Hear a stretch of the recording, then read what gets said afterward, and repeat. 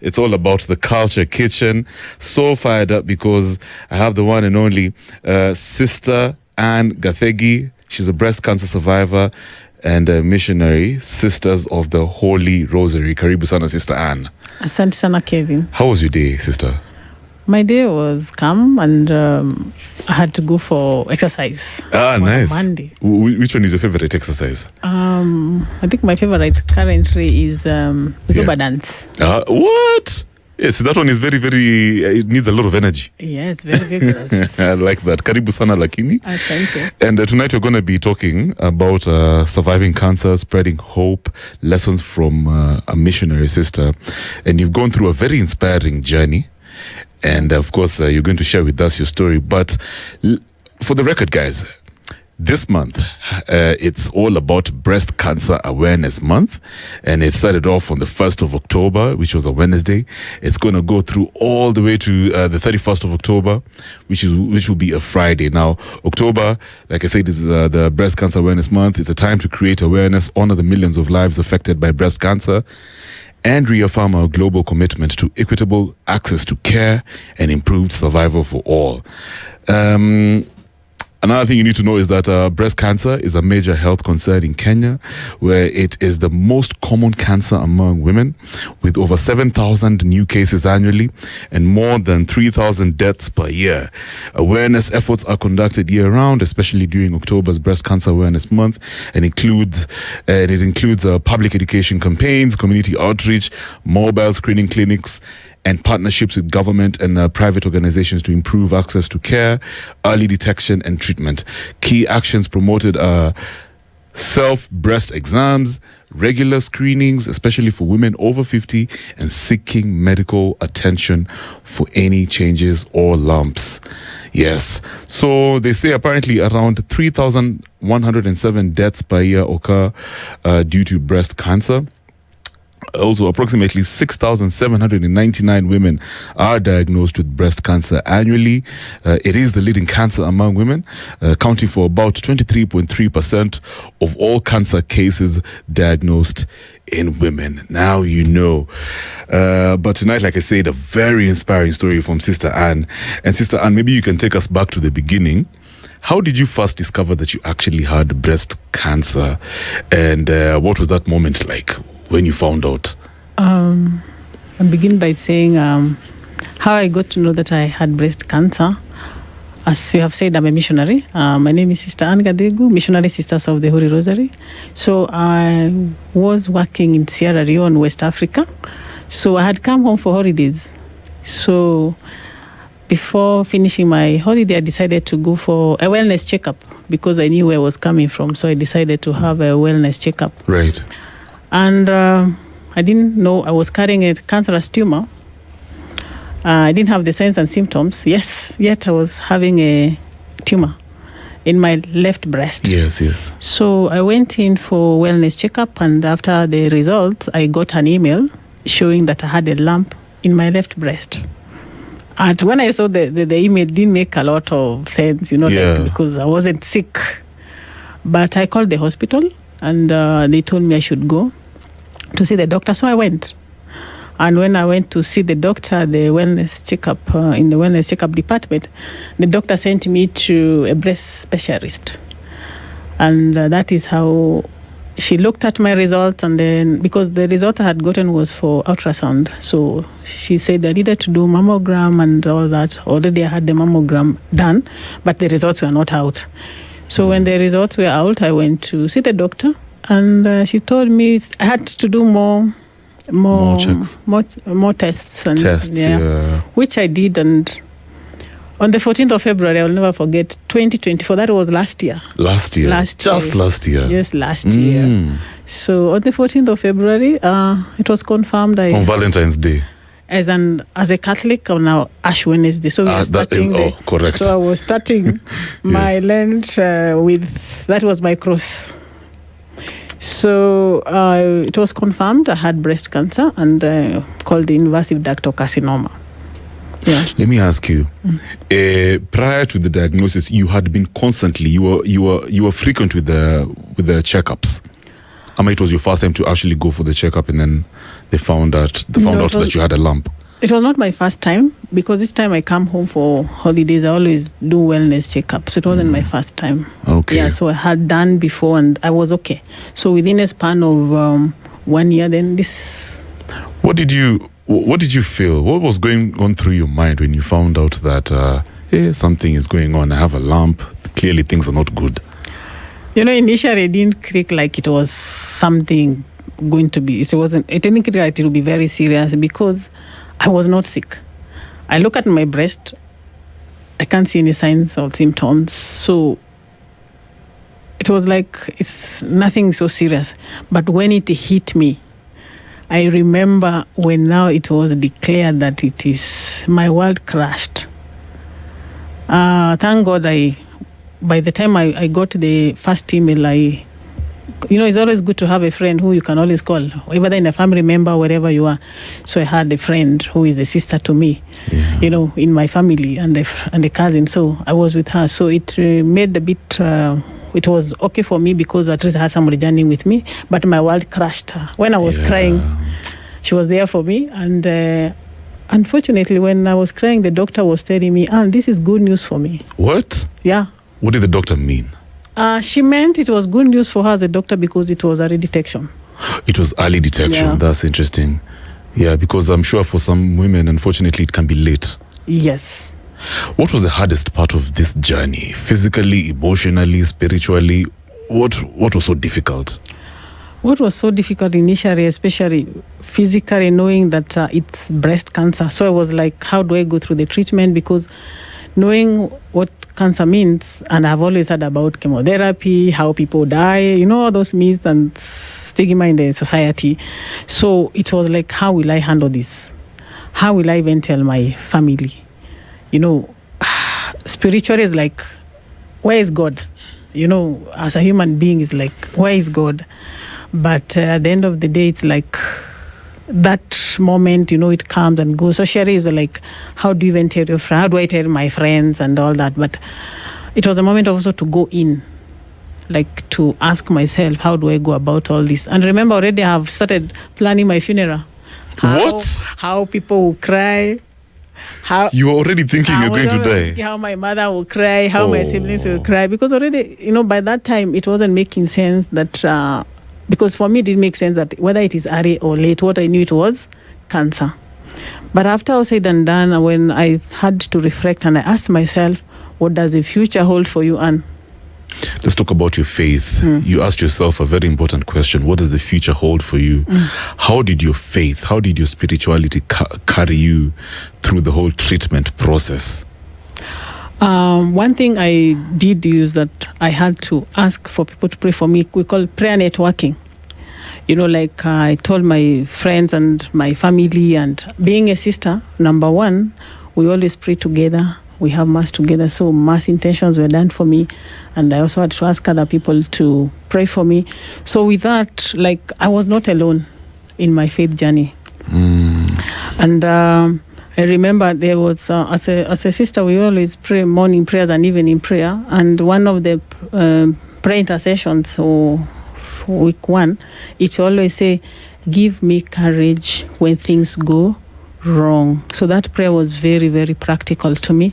Give me courage when things go wrong. So at this point, I felt things were going wrong, and I'm like, I need courage from God.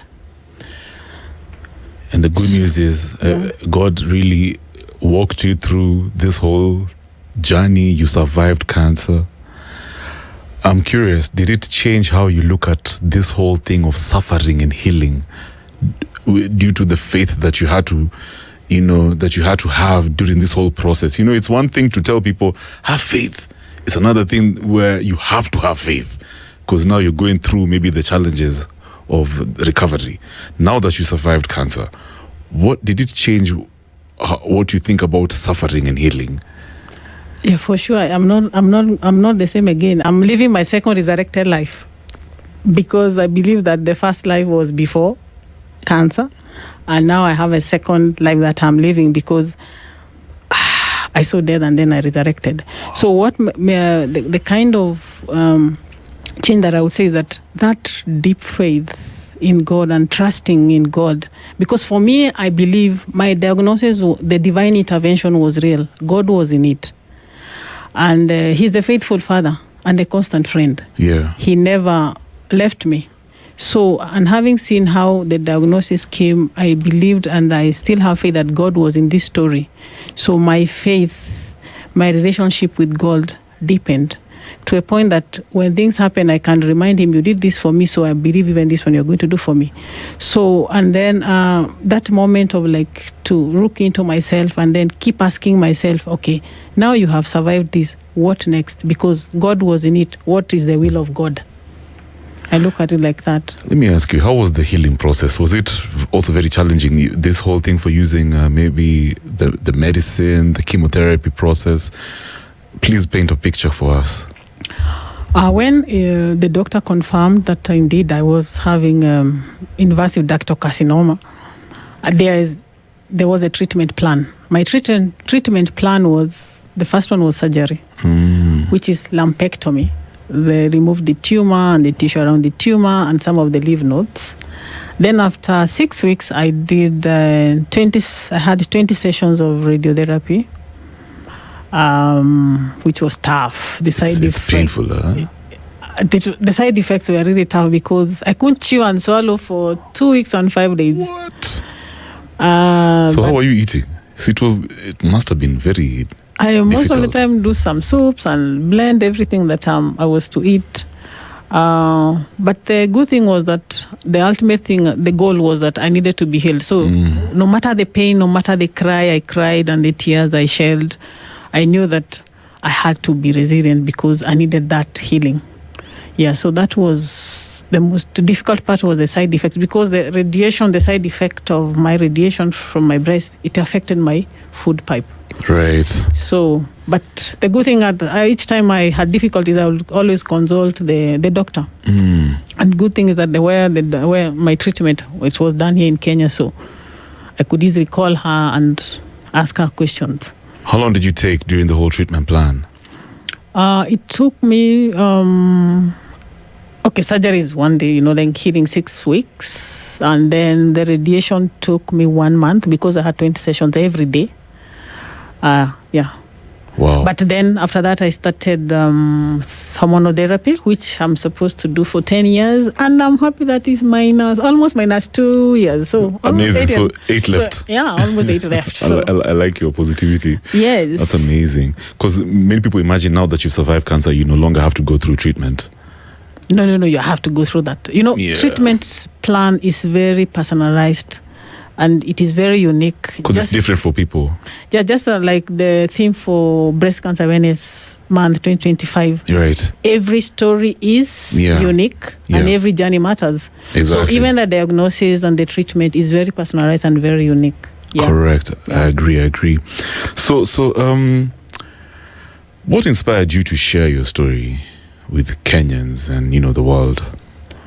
What inspired me is because the fear that let me say the myth and the stigma, in the society or in the communities is too much. When people hear about cancer, they know it's the death warrant or a death sentence.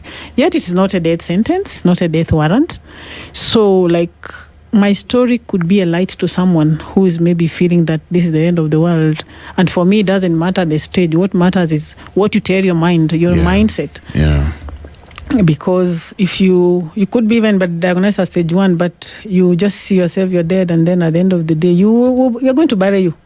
I've read stories for people who have been diagnosed as stage 4. They have stayed over 10 years.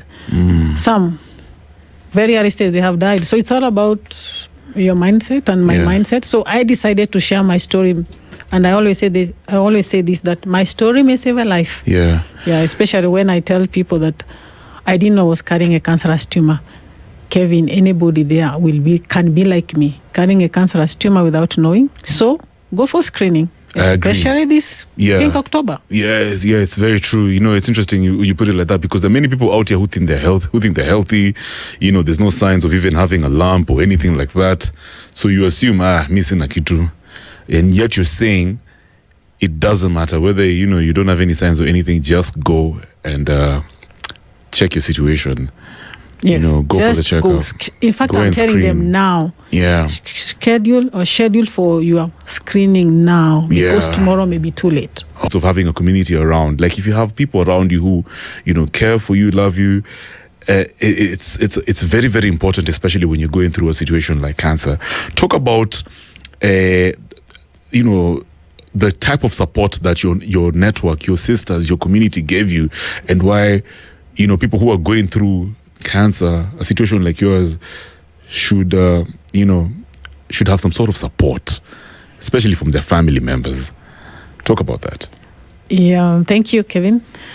Support system for me, it's very key to all cancer patients, not only breast cancer patients, but all cancer patients, or maybe all the patients. Because for me, the support system from the word go actually started with my doctor, because the way the doctor broke the news to me, she did not just tell me, you have cancer.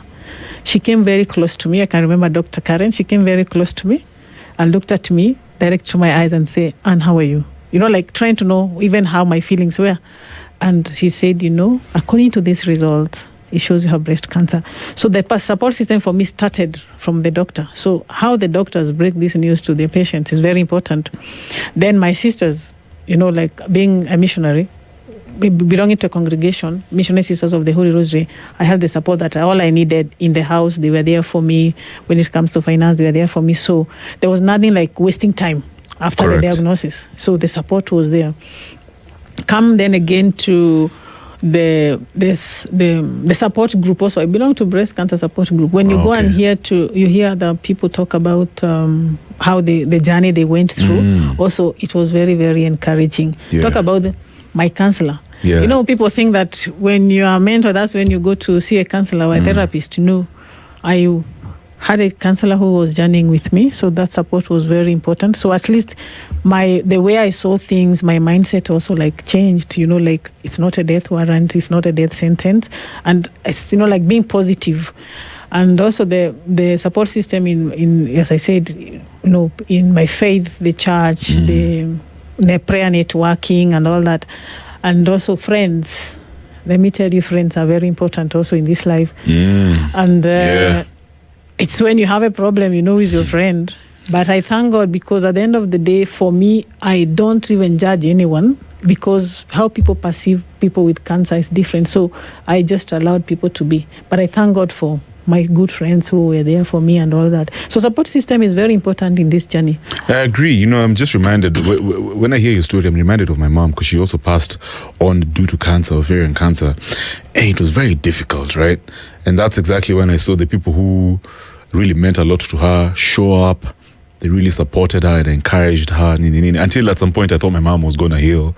I think it's because of the positivity that she received from her support group, her church peers, her church community. And it got me thinking about, previously I asked you why you decided to share this story with the world.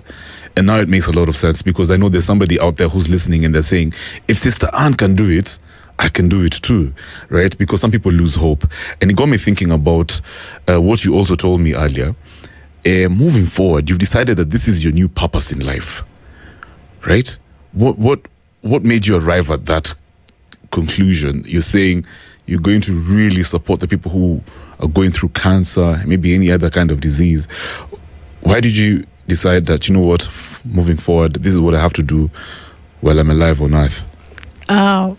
It all started, with the diagnosis and the support I got, and having listened to people's stories and how maybe people are lonely, nobody's there for them. So I'm getting my new purpose in life, so to say, being there for cancer patients.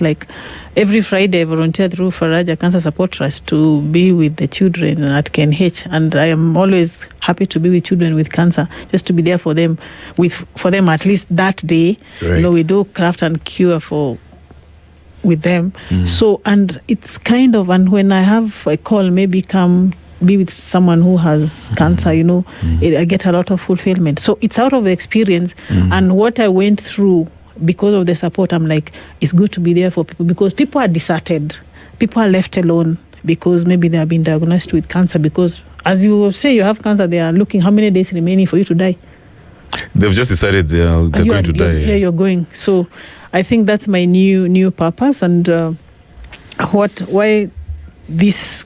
I've arrived at this is because of the experience and being in a support group. I've made a lot of have a lot of insights. Yeah. Let me ask you. Yeah. I know there are people right now who are wrestling fear and isolation. Some people are alone, maybe because of their backgrounds. They don't have a community. They were never in a community even when they were healthy. But now they find themselves in this really difficult situation. They're listening to you right now. What would you tell them? I would tell them that, first of all, cancer should not define them. They are more than that cancer, more than those cancer cells. And they should be hopeful, because hope never disappoints. Remember, and also they should know that their journey, whether you have been told you have whatever type of cancer you have been told, remember, I used to tell myself that self-affirmation is very important. Talk to yourself and tell yourself you're more than these cancer cells. And let me tell you this, in the mornings when I wake up, most of the time I look at myself at the mirror and I greet myself. Good morning, Anne. How was your night? And I wish you a good day, something like that. And then I tell myself they're happy and well. And there's a song I always say, I'm so glad every little cell in my body is happy and well. Wow. I said, what you tell your mind, your body is going to behave the way you tell your mind. And if you tell yourselves they are sick, they will be sick. If you tell them they're happy and well, they will be happy and well. Right. So they should learn this habit of self-affirmation. They should be positive even as they're going through their treatment, because that impact is going to tell on their healing process. Remember, as the days go by, they should remember that every morning when the sun rises, it's coming with new strength, it's coming with new hope, it's coming with new healing. So it's left for you to know that the new healing and the new hope is all about a story of triumph in the process. So all is not lost. It's interesting you put it like that, because every time I read the news, maybe on the newspapers, I watch the news, the internet, there's so much fear and anger in our society these days. People are giving up in this system called Kenya, right? And you're saying, before I refer to what you just said, for me, I feel like when we have these types of energies, this fearful energies, maybe it also attracts diseases into our lives. It attracts negative occurrences into our lives. But you're saying affirmations really have the power to switch how we look at things and also attract, positive things happening into our lives. That's what you're saying, isn't it? Yeah. Even when you're going through a difficult situation like a disease, keep on affirming that, things will be good, that your cells are healthy, that you're looking forward to better days. I really like that. And, it got me thinking about what we can all learn from your experience. I want to hear, what has this whole experience taught you about yourself? What it has taught me is that when I have a challenge, and every day I have challenges in life, and like the challenge I got, it is not what is happening to me. It is how I respond to that challenge. If I see the challenge and I tell myself I'm finished, I'll be finished. But if I see this challenge and I tell myself, the way I respond to it is like, okay, there's still hope. In the morning, like when I was having the pains, I still tell myself, my cells are happy and well, because I got to know this when I was going through the complementary therapies, at Faraja Cancer Support Trust. I got to know this kind of affirmations that they are good. Mm-hmm. So even when I was like, it's so bad, I would still affirm myself. And as I was going for treatment, I got my treatment, as you know, still here at HGCK Cancer Center. I could see people who are sick, and I tell myself I'm not sick. Because me, I could walk. Some people could not even walk. So at the end of the day, I will tell myself, indeed, your cells are happy and well. So it's all about the mind and how I respond to the situations. It doesn't mean it has to be cancer. It doesn't mean have to be sickness. For me, I've learned that this is how anything that is happening to me in my life, it's all about how I respond to it. I have choices to make. Let me ask you something. I want to jump in there. So the people who maybe even the doctors told them, you're left with a few weeks to be alive, right? When you have conversations with people like those, what do you tell them? I tell them that is what the doctor has said. What are you telling yourself? Are you ready to go? Because it's 2 weeks. Are you ready to go? People say, no, I'm not ready to go. So you keep now telling yourself, or tell yourself that you're more than. And especially for those who are Christians, I tell them, your body is not a temple of cancer. It's a temple of the Holy Spirit. The faith comes in. God comes, I think Psalm 147:3. God heals the brokenhearted. So just have your faith in him and things will move. It's amazing because I remember my mom used to tell me, Kevin, even if you have, she used to say in Swahili, hauna mpaka, you're still supposed to have faith. Yeah. Because God has a plan for your life, even when you're not here. I like that. God heals the brokenhearted. It's beautiful, beautiful saying right there. October is a Breast Cancer Awareness Month, as we know. What do you wish people understand or understood better about early detection, care, and compassion? Being Pink October, Breast Cancer Awareness Month, screening is very important. Screening saved my life. It can as well save somebody else's life. Remember, I didn't have any signs, yet I was carrying a cancerous tumor. Breast self-examination also is very important. I wasn't very keen by then, but now maybe if I was very keen, I could have noticed there was a lump. But even after I was told there was a lump, I couldn't feel it because it was very small. Yes. So breast self-examination is very important. And even if you feel there is a lump, not all lumps are cancerous. Right. So it's good to go and confirm. And even if it is cancerous, it's not the end of the world. It's not a death sentence, it's not a death warrant. After every diagnosis, there is life. And after every treatment, there is healing. So look into that, there's life after whatever you're going through. Yeah. And then finally, the question I'm going to ask you is somehow related to the one that I just asked you. But if you could leave our listeners with one lesson from your own journey, one golden truth, something to do with hope, what would you tell them? I would tell them that cancer is treatable. Okay. Yeah. And hope never disappoints. Great. So at the end of the day, I want to tell them that whether diagnosed late or early, all is not lost. All is not lost. One day at a time. I like that. One day at a time. Thank you so much, Sister Anne Gathegu. Sorry, I got it wrong. Sister Anne is it? Gathegu. Gathegu. Yeah. Oh, okay. So, thank you so much for clarifying. And if somebody wants to share your story, maybe also partner with you in terms of maybe visiting cancer patients around the country, how can they find you? My number? Maybe an email, or maybe the number of the Sisters of the Holy Rosary. I don't know how they can find you. They can find me with my number 0716 619353. Okay. Or my email mgadegu@gmail.com. Nice. All my social media accounts. Okay. Sister Anne Gathegu MSc Charles. Gathegu. Yes. Asante sana. I kept on saying Gathegu. Pole sana. Sawa.